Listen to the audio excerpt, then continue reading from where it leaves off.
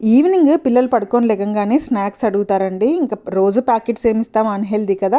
ఇంకా ఫ్రూట్స్ అంటారా కాస్త తింటారు, కాస్త పడేస్తారు. ఫ్రూట్స్ అయితే లంచ్ బాక్స్‌లో పెట్టిస్తే స్కూల్స్‌లో కంపల్సరీ తినేస్తారనమాట.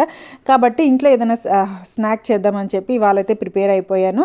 ముంగ్‌ఫల్లి అంటే మా మోనుగాడికి ఎంత ఇష్టం అంటే మామూలుగా పల్లీ పచ్చడి చేయడానికి ముంగ్‌ఫల్లి ఏంచినా కూడా ఆ ముంగ్‌ఫల్లి మొత్తం అవి చేస్తాడండి. వాడికి అంత ఇష్టము. కాబట్టి వాడికి నచ్చినట్టుగా ముంగ్‌ఫల్లితో స్నాక్స్ చేద్దాం అనుకున్నాను. మా జోవితమ్మ కంటే స్వీట్ కంటే హాట్ అంటే చాలా ఇష్టంగా తింటానండి. కాబట్టి ఇద్దరికి నచ్చినట్టుగా ముంగ్‌ఫల్లితో హాట్ ఐటెమ్ చేద్దాం అనుకున్నాను అనమాట. దానికోసం అయితే ఇదిగోండి కప్పుడు వేరుశనగ పప్పు అయితే తీసుకొని అందులో 2 టేబుల్ స్పూన్ శనగపిండి, 1 టేబుల్ స్పూన్ బియ్యం పిండి వేసుకున్నాను. కాస్త ఫ్లేవర్ కోసం అల్లం వెల్లుల్లి పేస్ట్ కూడా వేశాననమాట. పిల్లల కోసం కాబట్టి కారం అయితే తక్కువనే వేసాను. ప్లస్ ఇందులోకి సరిపడినంత ఉప్పు, సాల్ట్ యాడ్ చేసి మొత్తం ఇలా కలుపుకున్నాను అనమాట.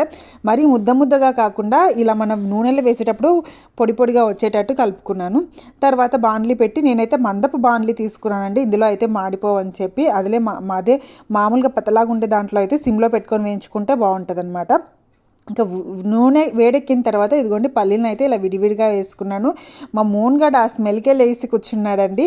ఇలా తర్వాత వేపుకున్న తర్వాత కావాలనుకుంటే మనం పైన చాట్ మసాలా కూడా వేసుకోవచ్చు. నాకైతే ఇష్టం ఉండదు కాబట్టి పిల్లలు కూడా తింటారో తినరో అన్నట్టు చాట్ మసాలా అయితే వేయలేదు. జస్ట్ ఇలా వేపి కాసేపు అయితే పక్కన పెట్టాను. ఆ వేడికి ఇంకా చాలా క్రిస్పీగా అయిపోయాయి అనమాట. ఇంకా మా మోన్గాడు లెగిస్తేనే వాడికైతే బౌల్కి వేసి ఇచ్చానండి. మా మోన్గాడి కంటే మా హస్బెండ్ చాలా ఇష్టంగా తిన్నాడు. మీరు కూడా ఒకసారి ట్రై చేయండి. బాయ్.